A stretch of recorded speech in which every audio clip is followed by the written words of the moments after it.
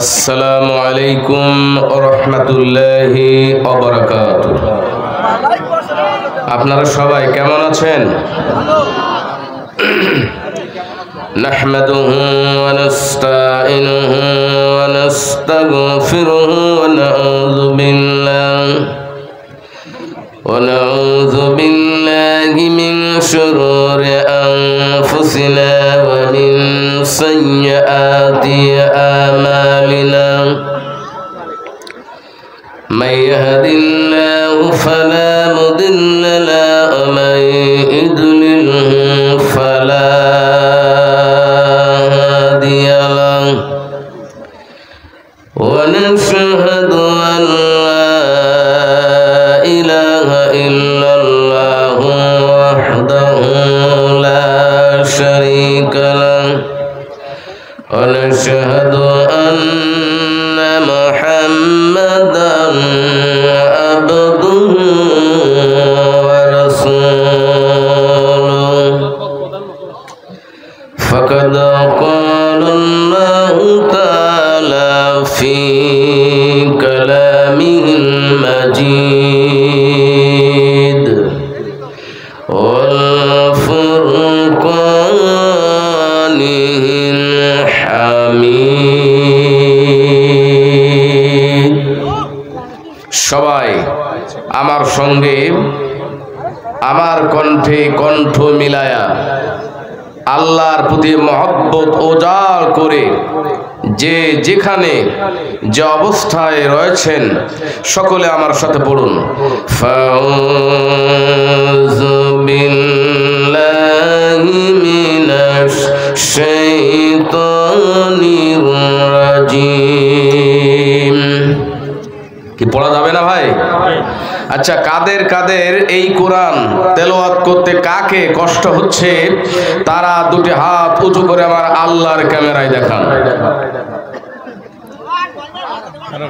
তাহলে আপনারা খুব সতর্কতার সাথে এই মাহফিলের আলোচনা শুনতেছেন। কি বলেন? সবাই আকাশ বাতাস মুখরিত করে সবাই আমার সাথে পড়েন, ফাউযু বিল্লাহি মিনাশ শাইতানির রাজিম। বিসমিল্লাহির রাহমানির রাহিম। ইয়া আইয়ুহান নাবিয়্যু যাহিদিল কুফফারা ওয়াল মুনাফিকিন। যাহিদিল কুফফারা ওয়াল মুনাফিকিনা ওয়াগলুয আলাইহিম ওয়া মা'আহুম জাহান্নাম ওয়া বি'সাল মাসীর।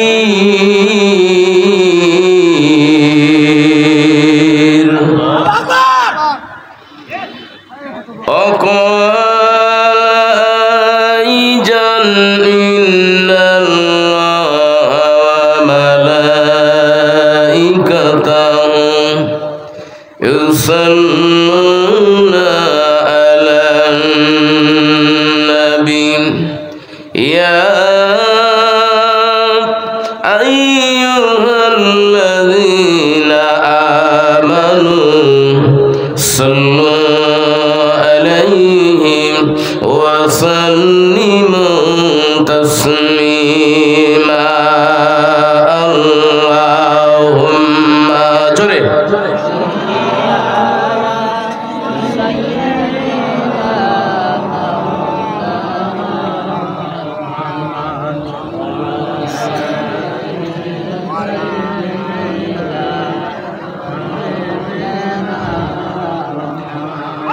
মন যে আমার টেকে না রে এই দেশেতে হাই রে প্রিয় নবী ঘুমিয়ে আছেন সোনার মদিনায় রে আল্লাহুম্মা জোরে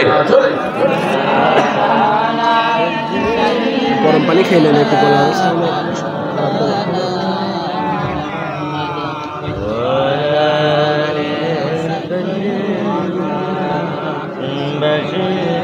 প্রিয় ভাইরা, ডাক্তারেরা আপনাদেরকে হয়তো বলে দিয়েছে বাংলা কার্তিক মাসে যে ঠান্ডা পড়তেছে, মাহফিলে যাচ্ছ তবে বেশি যেন চিল্লায় না। হয় ডাক্তাররা বলেছে, না হলে তা না হলে আপনাদের বাড়ির গিন্নিরা বলে দিয়েছে। কি বলেন? হ্যাঁ, আমার মনে হয় বাড়ির স্ত্রীরা আপনাদেরকে সাবধান করে দিয়েছে, বেশি চিল্লায়ও না। ওই একজনই যথেষ্ট। রাসূলের শানে একটু মহব্বত করে আকাশ বাতাস মুখরিত করে সবাই পড়েন আল্লাহুম্মা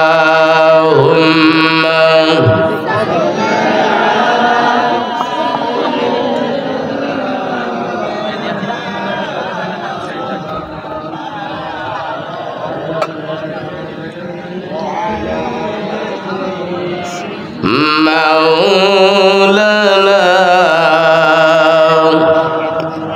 সবাই একটু প্রাণ খুলে জিকির করি লা ইলাহা ইল্লাল্লাহ। জোরে আরো জোরে হবে লা ইলাহা।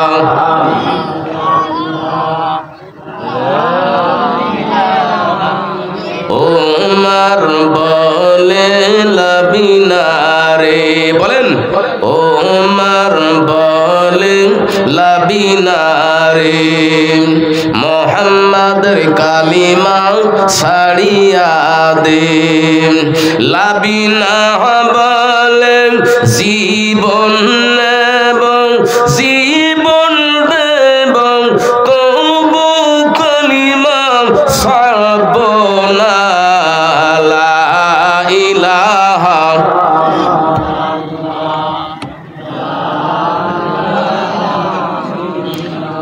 লা ইলাহা ইল্লাল্লাহ মুহাম্মাদুর রাসূলুল্লাহ।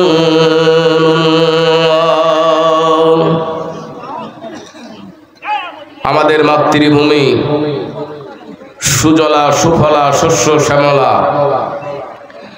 বাংলাদেশের ইসলাম প্রচার প্রসারের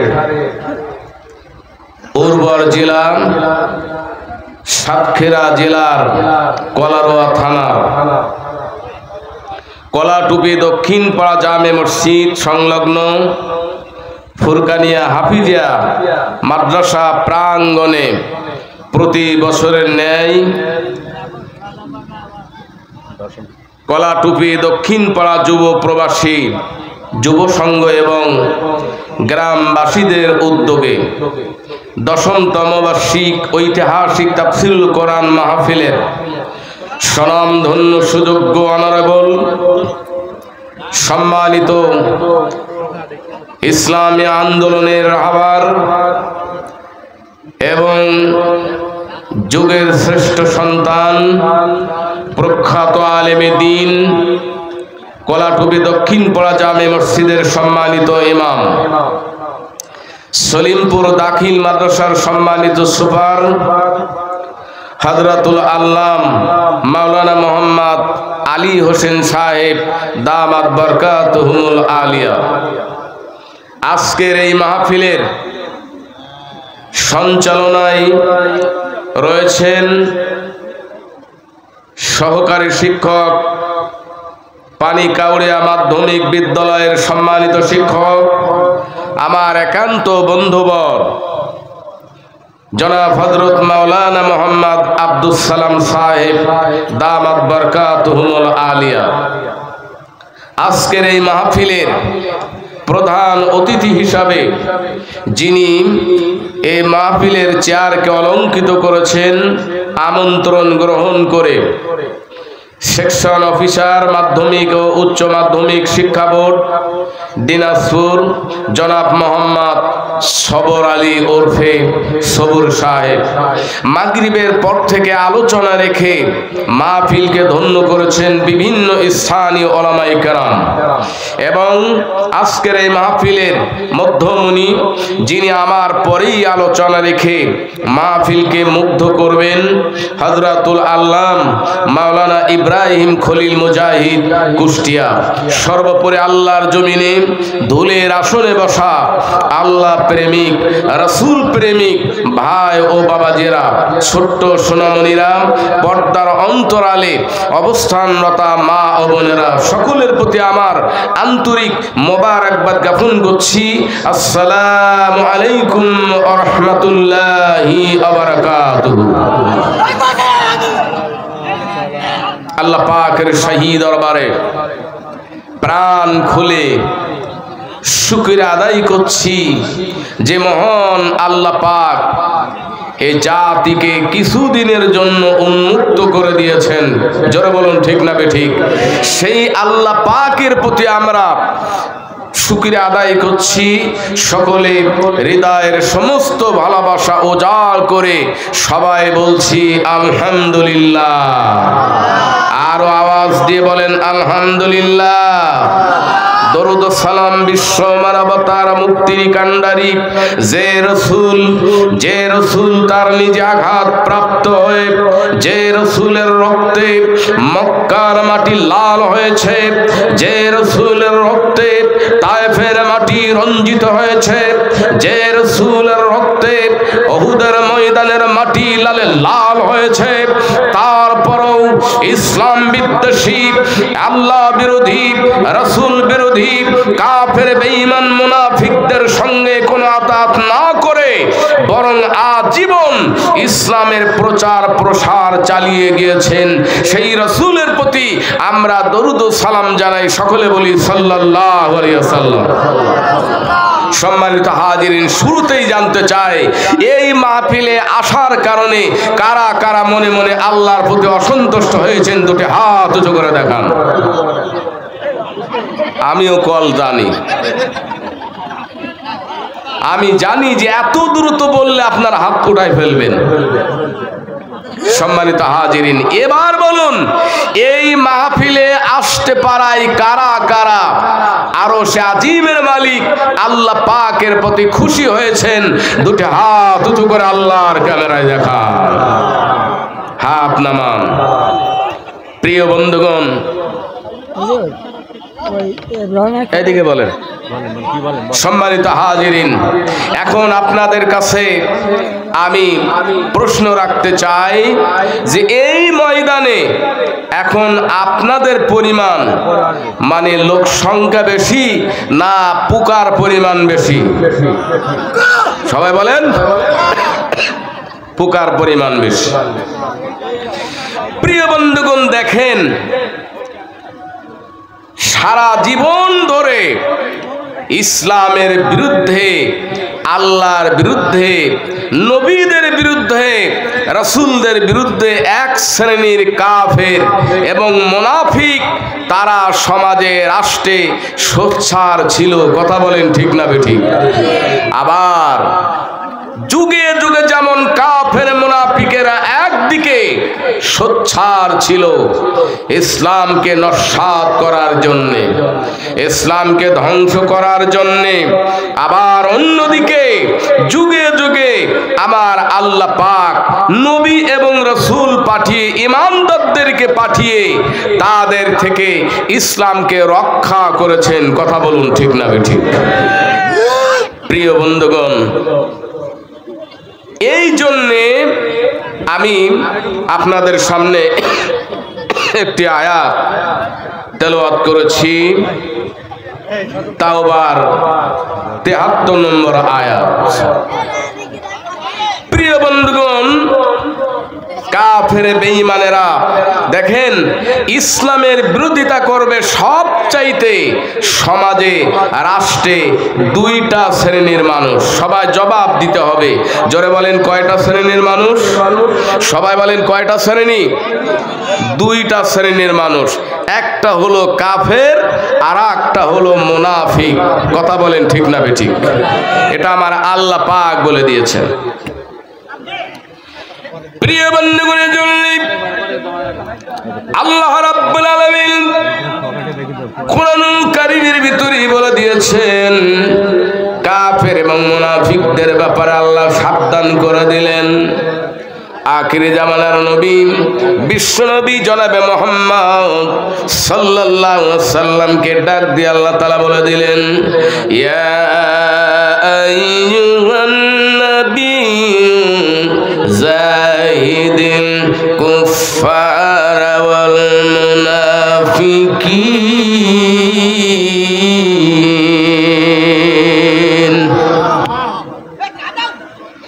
আল্লাহ তাআলা বলেন, ওগো নবী, বিশ্ব নবী আখিরি জামানার নবী, কাফের বেঈমানেরা যখন উঠে পড়ে লেগেছে, ইসলামকে জমিনের বুক থেকে তারা বিদায় করে দিতে চায়, আল্লাহর কোরআনের আইনকে তারা বাতিল করে দিতে চায়। ও নবীজি, এই সময় বাড়ি বসে কিংবা মসজিদের মধ্যে বসে নাকে তেল দিয়া নিরাপদে ঘুমানো যাবে না নবী। কারণ এক শ্রেণীর মানুষ দেখতে পাবেন ওরা সারা জীবন বড় নিরাপত্তায় থাকে, ওরা ময়দানে যায় না, মাঠে যায় না, ওরা থাকে মসজিদের ভিতরে। কথা বলেন ঠিক না বেঠিক? ইসলামের সবচাইতে চূড়ান্ত দুশমন হলো এরা। কথা বলেন ঠিক না বেঠিক? এরাই বেশি দুশমন।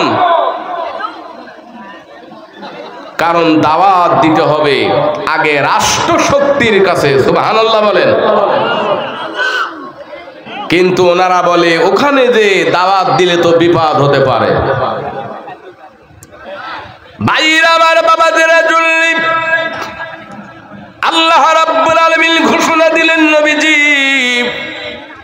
কাফের বেঈমানেরা যখন ইসলামের বিরুদ্ধে উঠে পড়ে লেগেছে, ও নবী গো, আর বাড়ি বসে থাকা যাবে না, ঘরের ভিতরে বসে থাকা যাবে না। ও নবীজি, আপনি প্রচেষ্টা চালান, আপনি আপনার আন্দোলন সংগ্রামকে চালিয়ে যান। সমাজে কাফের এবং মুনাফিক যারা, ওদের বিরুদ্ধে আপনি আন্দোলন সংগ্রাম চালিয়ে যান। আর আপনি তাদের প্রতি কোনো খাতির করবেন না, দরদ দেখাবেন না। ও নবীজি, তাদের বিরুদ্ধে আপনি কঠোর অবস্থা অবলম্বন করুন। একবার জোরে জোরে বলুন না ঠিক কিনা? কি আপনাদের বুঝতে কষ্ট হয়? ভাইরা আমার, বাবাজিরা, এবার শুনেন। তদনন্দিল সময় রোম সাম্রাজ্যের অধীনস্থ ছিল আপনার সিরিয়া। খুব মনোযোগ দিয়ে শুনতে হবে। রোম সাম্রাজ্যের অধীনস্থ ছিল সিরিয়া। এই সিরিয়ার যিনি ক্ষমতায় ছিলেন, সিরিয়ার যিনি শাসনকর্তা ছিলেন, ওনার নাম হলো মানআ।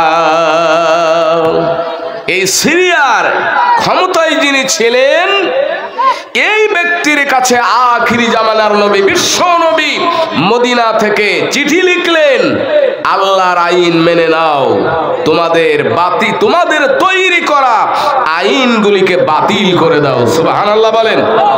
আরো জোরে বলেন মারহাবা। কার আইন মেনে নাও? সবাই বলেন। ভাইরা আমার, বাবাজিরা, আল্লাহর নবী বিশ্ব নবী আখিরি জামানার নবী মুহাম্মদ সাল্লাল্লাহু আলাইহি সাল্লামের এই পত্র পাইয়া আপনার সিরিয়ার ক্ষমতাশীল ওই লোকটা একবারে পড়ে নিল, নবীজি আমি আপনার প্রতি ঈমান এনেছি, আর আমি ঘোষণা দিয়ে দিলাম এই সিরিয়ায় মানুষের তৈরি করা আইন বাতিল করা হবে। আল্লাহর কোরআনের আইন এই সিরিয়ায় আগামী কাল থেকে শুরু হয়ে যাবে।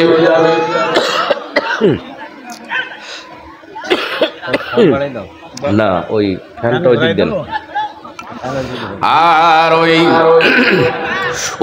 শাসন করতে বললেন আগামী কাল থেকে এই গোটা সিরিয়ায় আল্লাহর আইন চালু হয়ে যাবে, সুবহানাল্লাহ বলেন।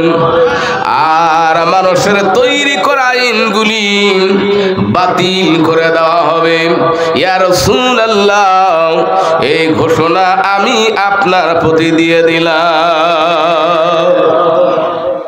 প্রিয় বন্ধুগণ, এই খবর যখন রোম সম্রাটের কানে চলে গেল, প্রচার হয়ে গেল, রোম সম্রাট প্রশাসনকে পাঠিয়ে দিল, যাও সিরিয়ার এই শাসককে, সিরিয়ার এমপিকে গ্রেপ্তার করে জেলখানার ভিতরে রিমান্ডে নিয়ে নাও। এই রিমান্ড কি আসলে এটা নতুন কোনো বিষয়? সবাই আওয়াজ দিয়ে বলেন নতুন কোনো বিষয়। কারণ যুগে যুগে সারা জীবন ইসলাম বিদ্বেষীদের পক্ষ থেকে এই ধরনের নির্যাতন ছিল, আছে, ভবিষ্যতেও থাকতে।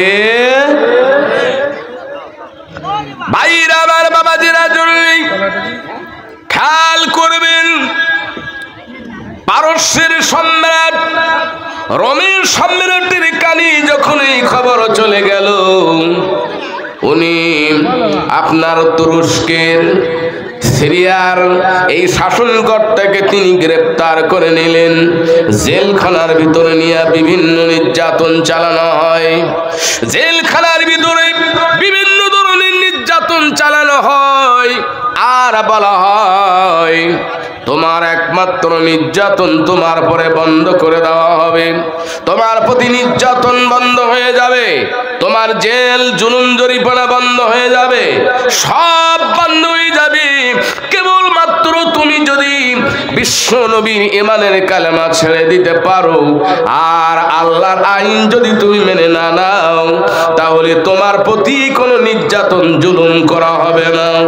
ওই লোকটি দীপ্ত কণ্ঠে ঘোষণা দিল, ও বেঈমান, বেঈমান, ও কাফের মুনাফিকেরা শোনো, কারণ আমার যদি হত্যা করা হয়, আমার জিহ্বা যদি কেটে টুকরো টুকরো করে দেওয়া হয়, তাহলে আমার প্রতিটা জিহ্বার গোষ্ঠ থেকে একটাই আওয়াজ বের হবে, সেটা হলো ঈমানের কালেমা। ঈমান ছেড়ে দেব না, প্রয়োজন হয় জীবন দেব, কিন্তু ঈমান ছেড়ে দেব না। সুবহানাল্লাহ বলে। ভাইরা আমার, বাবাজিরা, এরপরে এই রোম সম্রাট গোপন মিটিং করলো, দরজা বন্ধ করে দিয়া। আমাদের দেশেও যেমন বিভিন্ন সময় দরজা বন্ধ করে দিয়া মিটিং করা হয়, হয় কি না? হয় না? হয়েছে না? ভাইরা আমার, বাবাজিরা, রোম সম্রাট দরজা বন্ধ করে দিয়ে এবার প্রশাসনের লোকদেরকে বললেন, শোনো, কারণ এই সিরিয়ার এমপি মহোদয় যেমন ঈমান ছাড়তে রাজি নয়, তাহলে তোমরা তাকে এমন ধরনের অর্থ সম্পদ দেওয়ার প্রলোভন দেখাও, কারণ অর্থের কারণে হয়তোবা আল্লাহর কালেমা ছেড়ে দিতে পারে। ইমানদার যারা, মুমিন যারা, তারা অর্থের লোভী হয় না। জোরে বলেন হয় কি? জোরে বলেন হয়। অর্থের চাইতে, সম্পদের চাইতে, অলংকারের চাইতে তাদের কাছে ঈমানই মূল্যবান হয়। ভাইরা আমার, বাবাজিরা, ওই এমপি কি বলা হলো, তুরস্কের এমপি মহোদয় কি বলা হলো, তোমার জেল থেকে ছেড়ে দেওয়া হবে, তোমার মুক্তি দেওয়া যেতে পারে, তবে তুমি এত পরিমাণ সম্পদ চাও, যেই পরিমাণ অর্থ সম্পদ তুমি যদি গ্রহণ করো তাহলে আজীবন তুমি খেয়ে পরে পারবে না। প্রিয় ভাইরা আমার, বাবাজেরা, ওই তুরস্কের এমপি মহোদয় তিনি পরিষ্কার করে বললেন, ও কাফির মুনাফিকের দল, শুনে রেখে দাও, উপরে আসমান এবং নিচে জমিন, মাঝখানে যত জায়গা ফাঁকা আছে, এত পরিমাণ অর্থ সম্পদ অলংকার যদি আমার দেওয়া হয় তাহলে আমি এইগুলিও নেব না, আর ইসলামের কালেমা আমি ঈমান ছেড়ে দিতে রাজি নই। একবার আওয়াজ দিয়ে বলুন না মারহাবা, জোরে বলো মারহাবা। ঈমানদার কারে বলে? মুমিন কারে বলে? ভাইরা আমার, বাবাজিরা, এরপরে রোম সম্রাট দরজা বন্ধ করে আবার মিটিং দিলেন। এই মিটিং, এই বইটাকেই তিনি আলোচনা করলেন। অর্থ সম্পদও যখন সীমান ছেড়ে দিবে না, এখন একটাই পথ, একটাই রাস্তা, কারণ এই লোকটিকে যদি হত্যা করা হয়, মৃত্যুদণ্ড দেওয়া হয়, তাহলে হয়তো বা সে ঈমানের কালেমা ছেড়ে দিতে পারে। ঈমানদারেরা, মুমিন যারা হয়, এরা কি মৃত্যুর ভয় করে? জোরে বলেন, করে। আল্লাহ রাব্বুল আলামিন বলেন, লা ইয়াখাফু ইল্লাল্লাহ। সুবহানাল্লাহ বলেন। আল্লাহ বলেন, এই পৃথিবীতে ঈমানদার যারা হয়, মুমিন যারা হয়, এরা আল্লাহ ছাড়া অন্য কাউকে ভয় করতে পারে না। ভাইরা আমার, বাবাজিরা, এবার এই তুরস্কের, এই সিরিয়ার ক্ষমতাধর, তার বিরুদ্ধে সিদ্ধান্ত নেওয়া হলো তার মৃত্যুদণ্ড দিতে হবে। প্রিয় বন্ধুগণ, নোটিশ, আদালতের রায় পড়ে নাকি শোনানো হলো, তুমি রাষ্ট্রদ্রোহী অপরাধ করেছো, রাষ্ট্রের কথা অমান্য করে তুমি মানে নিয়েছো, অতএব তোমার বিরুদ্ধে মৃত্যুদণ্ড রায় হয়েছে। কারণ তোমার এই সুরে সায়া এই রোম সাম্রাজ্যে তোমার মৃত্যুদণ্ড দেওয়া হবে। এতে তোমার মতামত কি? ওই লোকটি বলল, দুশ্মনেরা আল্লাহর দরবারে শহীদ হয়ে যাব, আমার কোনো আফসোস থাকবে না, আমার কোনো দুঃখ থাকবে না, আমি মনে করব আমার জীবন ধন্য শুধু শাহাদাতের জন্য।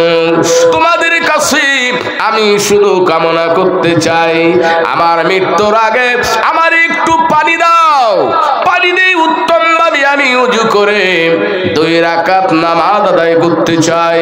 নামাজের মধ্যে, সিজদার মধ্যে আমার মাথাটা ঢুকায়া আমার মনের আবেদন নিবেদন আমার আল্লাহ পাকের কাছে বলতে চাই।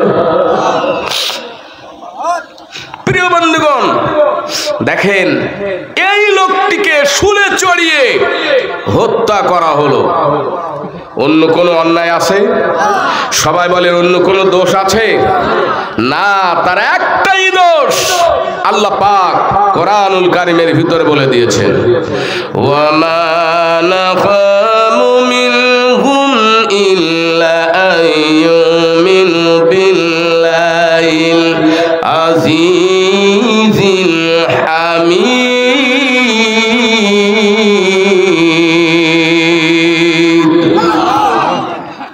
আল্লাহ বলে দিল, ও দুনিয়ার মানুষের ইমানদারেরা শোনো, ইমানদার যারা হবে, মুমিন যারা হয়, এদের অন্য কোনো দোষ নাই, এদের অন্য কোনো অপরাধ নাই।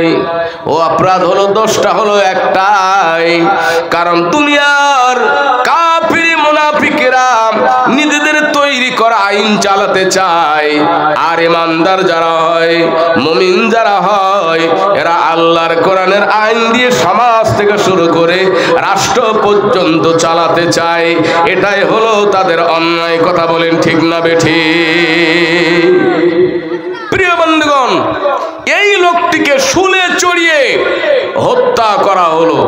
শুধু তাই নয়, মদিনা থেকে কয়েকজন রাষ্ট্রদূত হিসাবে গিয়েছিল, তাদেরকেও নির্বিচারে অন্যায়ভাবে হত্যা করা হলো।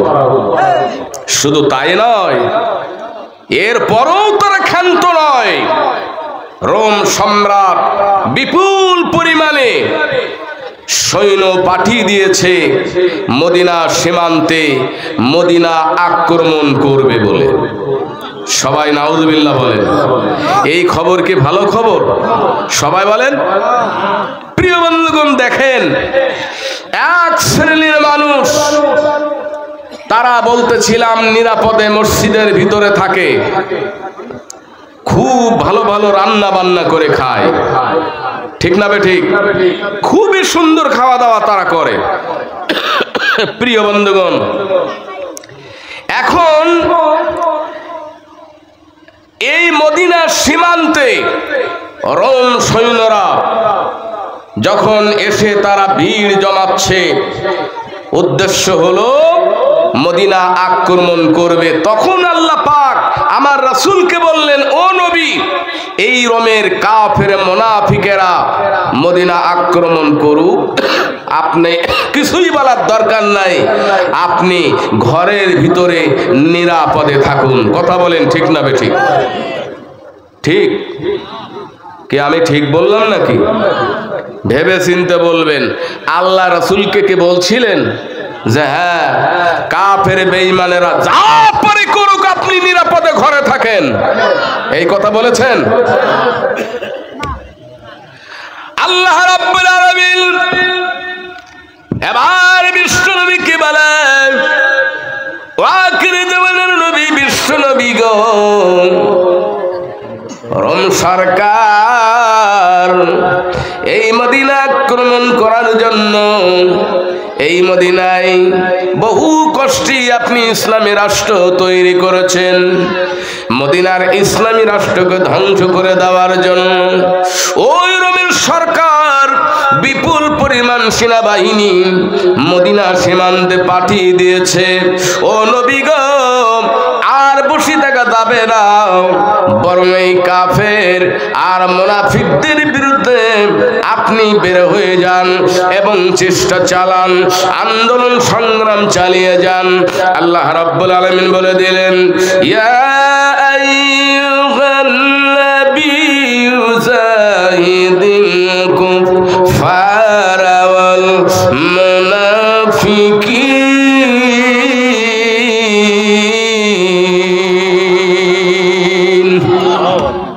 আর জোরে বলুন আল্লাহু আকবার।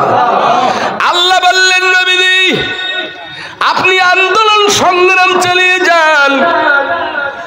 ও নবীজি, কাফের এবং মুনাফিকদের বিরুদ্ধে যারা রোম সরকারের পক্ষ থেকে এই মদিনা সীমান্তে যারা চলে এসেছে মদিনা রাষ্ট্র আক্রমণ করার জন্য, কারণ দেশে যখন কোনো আক্রমণ হয় আর জাতির পরে যখন আক্রমণ হয়, ওই দেশের জনগণের দায়িত্ব হলো তখন লড়াই করা, ঘরে বসে না থাকা। কথা বলেন, ঠিক না বেঠিক? ভাইরা আমার, বাবাজির, আল্লাহর নবী বিশ্ব নবীজি সাল্লাল্লাহু আলাইহি ওয়াসাল্লাম তখন মুজাহিদদেরকে ডাক দিলেন, ও সাহাবীরা, আর বাড়ি বসে থাকা যাবে না। আমার সাহাবীরা শুনে রেখে দাও, ইল্লা তানফিরু ইউআযিবকুম আযাবান আলীমা। আল্লাহ বললেন, আল্লাহর নবী বিশ্ব নবী বললেন, সাহাবীরা রে, ও নবীর উম্মতরা শোনো, ইল্লা তবে, তানফিরু যদি তোমরা বের না হও, যদি তোমরা এই যুদ্ধে যদি অংশগ্রহণ না করো, ওই রোম সরকারের সৈন্যের বিরুদ্ধে যদি তোমরা বের না হও, আল্লাহ বললেন, ইউআযিবকুম আযাবান আলীমা, আমি আল্লাহ তোমাদের কি যন্ত্রণাদায়ক শাস্তি আমি আল্লাহ তাআলা দান করব। প্রিয় ভাইরা আমার বাবাজিরা, কি আপনাদের কষ্ট হচ্ছে নাকি? ভাইরা আমার বাবাজিরা, রোম সম্রাট সৈন্য পাঠিয়েছি 1 লক্ষ। আর নবীজি ডাক দিলেন সাহাবায়ে আজমাইনের, সাহাবীরা লাইনের পর লাইন দিয়ে কাতারের পর কাতার দিয়া সবাই ময়দানে আসতে লাগলো। সুবহানাল্লাহ বলেন। ময়দানটার নাম হলো মুতার প্রান্ত। প্রিয় বন্ধুগণ, নবীজি ডাক দিলেন, ও আমার ভাইরা বাবাদেরা, আল্লাহর কোরআনের জন্য, দেশ জাতিকে রক্ষার জন্য যখন কাউকে ডাকা হয় তখন কাউকে বাড়ি বসে থাকা যাবে না, সবাইকে রওনা দেওয়া লাগবে। কথা বলেন ঠিক না বেঠিক?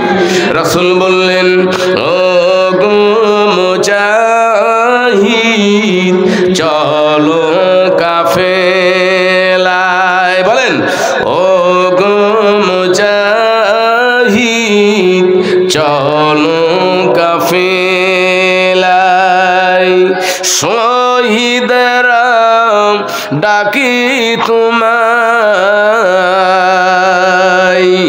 ও গো মুজাহিদ চলো কাফেলায়। একবার আওয়াজ দে বলা যাবে কিনা মারহাবা? ভাইরা আমার বাবাজিরা, 1 লক্ষ রোমান খ্রিস্টান সৈন্যের বিরুদ্ধে ওই ময়দানে রাসূলের আহ্বানে মুসলিম বাহিনীর হাজির হলো মাত্র 3000। সুবহানাল্লাহ বলেন। জোরে বলেন কয় হাজার? আরো জোরে বলেন কয় হাজার? 3000। আর রোমানের খ্রিস্টান সৈন্যরা কত? 1 লাখ। জোরে বলেন ওরা কত? 1 লাখ। আর মুসলমান মাত্র 3000। সুবহানাল্লাহ বলেন। আচ্ছা, মুসলমানদের বুকের পাটা কি কম না বেশি? সব আওয়াজ দিয়ে বলেন, কম না বেশি?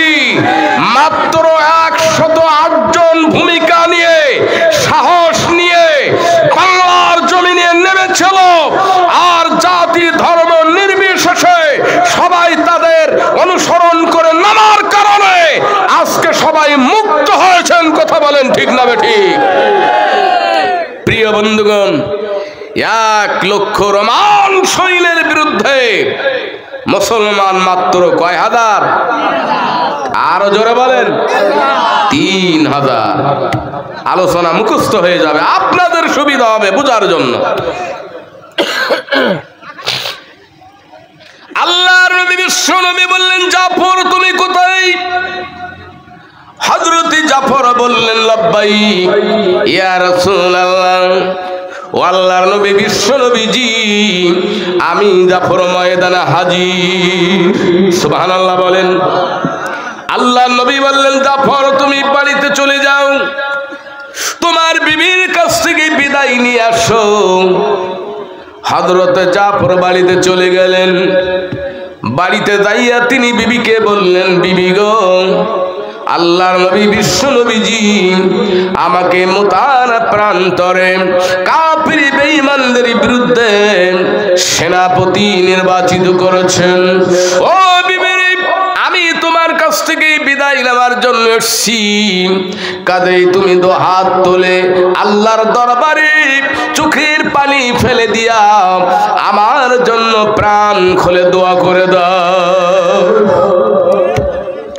হযরত জাফরের বিবি 2 হাত তুলে আল্লাহর দরবারে কেঁদে কেঁদে বললেন, আল্লাহ, আমার স্বামী জাফরকে রব্বুল আলামিন যুদ্ধের ময়দান থেকে গাদি বানায়া আমার ঘরে ফিরাইয়া দিও। আর আমাদের ঘরে যারা আছে, আমাদের ঘরে যারা আছে, এই কলা টুপি যারা আছে, ওনাদের বললি ওনারা রাগ করবে না, প্রায় সব আমার আত্মীয় ঘরে ঘরে। কি কলা টুপিও যারা আছে বিভিন্ন ঘরে ঘরে, ওরা মনে হয় স্বামীদের জন্য কম দোয়াই করে। কথা বলেন না কেন?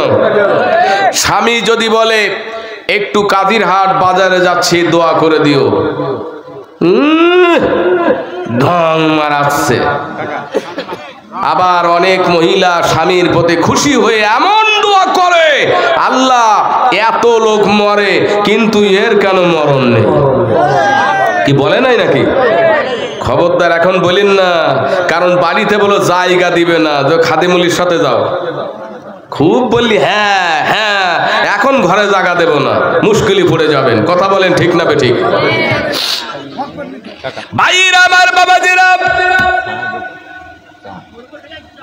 হযরত জাফর স্ত্রীর হাত ধরে বললেন, বিবি রে, আল্লাহর নবী আমার জন্য যখন সেনাপতি নির্বাচন করেছেন, ও বিবি রে, ওই ময়দান থেকে আমি জিন্দা ফিরে আসবো না, আমি শহীদ হয়ে যাব, এটা নিশ্চিত।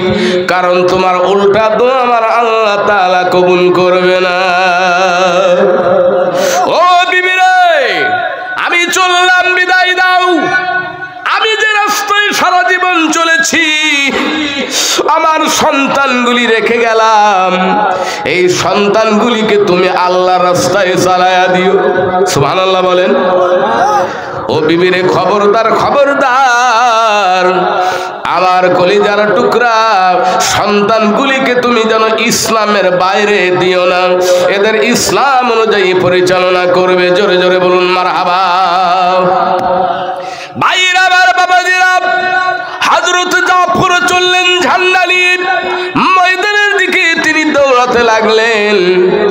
আর হযরত জাফরের পিছনে পিছনে শুধু দৌড়ায় আর কাঁদে। স্ত্রী যেমন দৌড়ায়, সন্তানগুলি দৌড়ায় আর কান্নাকাটি করে। হযরত জাফর পিছন ফিরি দেখলেন না, কারা কাঁদে আর কারা দৌড়ায়। এই হলো জান্নাতের পাগল, এরাই হলো মর্দে মুজাহিদ। প্রিয় ভাইয়েরা আমার, বাবাজিরা, হযরত জাফর ঝান্ডা নিয়ে মুতার প্রান্তরে এক হাতে তরবারি আর এক হাতে ইসলামের পতাকা ওড়াই নিয়ে তিনি তাকবীর ধ্বনি দিতে দিতে ময়দানে ঢুকলেন। সুবহানাল্লাহ বলেন। কাফের বেঈমানেরা তো চতুর্দিক থেকে ঘিরে ফেলল। হযরত জাফরের ডান হাতে পতাকা ধরা ছিল। কাফের বেঈমানেরা বলল, জাফর রে, এই তোমার ইসলামের পতাকা পথ পথ করে উড়ছে, এইটা আমাদের দেখতে কলিজায় সহ্য হয় না। ইসলাম বিরোধী যারা, ইসলামের কোনো ভালো কাজ দেখে ওদের ভালো লাগে? জোরে বলেন, লাগে কি না? ভাইরা আমার, বাবাজিরা, কাফের বেঈমানেরা তরবারি দিয়ে হযরত জাফরের ডান হাত খানা কেটে দিল। সঙ্গে সঙ্গে দেরি না করে হযরত জাফর বাম হাত দিয়ে ইসলামের পতাকা আবার তিনি উঁচু করে ধরলেন। ভাইরা আমার, বাবাজিরা, বেঈমান কাফের এবং মুনাফিকের দলেরা খুব দ্রুত বেগে এসে হযরত জাফরের বাম হাত খানা তরবারি দিয়ে কেটে দিলেন। তাহলে ডান হাত নাই, বাম হাত নাই। এরপরে হযরত জাফর বললেন, ও কাফের বেঈমানেরা, শুনে রেখে দাও, ডান হাত আমার তোমরা কেটে দিয়েছো, তাতে কি হয়েছে? বাম হাত তোমরা আমাকে কেটে দিয়েছো, তাতেও সমস্যা নাই। কারণ এখনো পর্যন্ত আমার গর্দানে, আমার শরীরে জীবন আছে, আমার গর্দানে এখনো পর্যন্ত ঘাড় আছে, মাথা আছে। ইসলামের পতাকা দাঁত দিয়ে কামড়ায়া উঁচু করে রাখতে চাই। যত সময় আমার জীবন থাকবে, ইসলামের পতাকা আমি মাটিতে উঠতে দেব না। প্রিয় ভাইরা, দেখেন ইসলামের প্রতি ভালোবাসা, জান্নাতের প্রত্যাশা কেমন হওয়া দরকার। কথা বলেন ঠিক না বেঠিক? প্রিয় ভাইরা আমার, বাবাজিরা, কাফের বেঈমানেরা এসে হযরত জাফরের এবার যখন শিরচ্ছেদ করে দিলেন, গলা কালা কেটে দিল, এরপরে দুই হাত কেটে দিল দুই দিকে, দুই পা কেটে দুই দিকে যখন সরিয়ে দিল, ছুড়ে দিল। সম্মানিত ভাইরা আমার, হযরত জাফরের দুই পা দুই দিকে, দুই হাত দুই দিকে, আর মাথা খানা একটা দিকে, দেহ খানা আর এক দিকে। দেখা যায় হযরত জাফর ইসলামের পতাকা মাটিতে উঠতে দেয় নাই, মাটিতে পড়তে দেয় নাই। ইসলামের পতাকা দাঁত দিয়া কামড়ায়া ধরে উঁচু করে রেখে দিয়েছে। প্রিয় ভাইরা আমার, এই হলো ইসলাম। সুবহানাল্লাহ বলেন। ভাইরা আমার, বাবাজিরা আমার, বন্ধুগণ, এই কারণে আপনি আমি যদি আল্লাহর কুরআনের তাওহীদের পতাকা যদি এই বাংলাদেশের মসনদে উড়াতে চায়, যদি চেষ্টা চালিয়ে যায়, টুডে অর টুমরো, আজ অথবা কাল হোক, এই কোরআনের পতাকা বাংলাদেশের মসনদে বঙ্গভবনে পথ পথ করে উড়বে। কথা বলেন ঠিক না বেঠিক? কারা কারা আল্লাহর কোরআনের আইনকে চালু করার মাধ্যমে বাংলাদেশের বঙ্গভবনে কারা কারা কালেমা খচিত ইসলামের পতাকা, কোরআনের পতাকা বাংলার জমিনে উড়াতে ইচ্ছুক, কারা কারা রাজি আছেন? তো হাত উঁচু করে দেখান।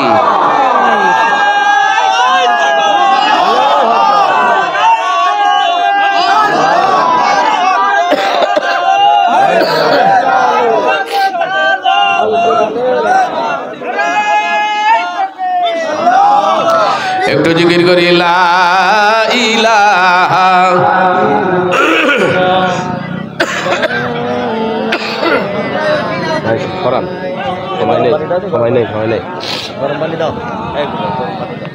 সব আমার সাথে বলেন, কোন একদিন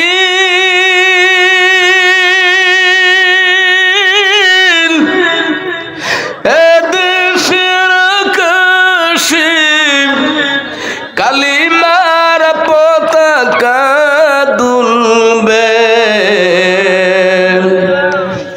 সেদিন সবাই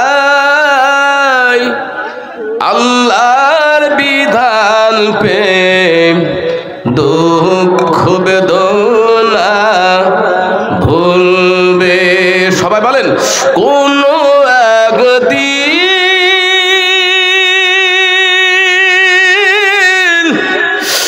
দেশের আকাশে কালিমার পতাকা দুলবে, সেদিন সবাই আল্লাহর বিধান পে দুঃখ বেদনা ভুলবে।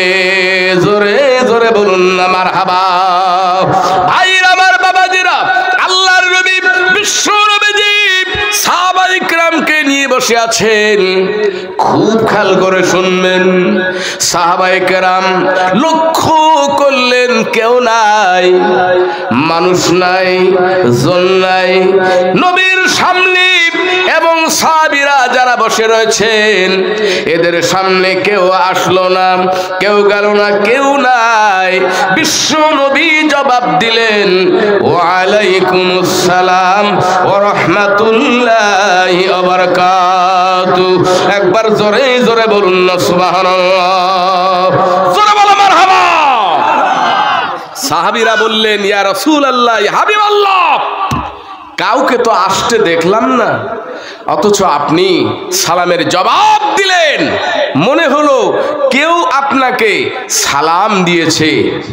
আর উড়ান্ত অবস্থায় শূন্য জগতে আপনি আসমানের দিকে, আকাশের দিকে তাকিয়ে সালামের জবাব দিলেন।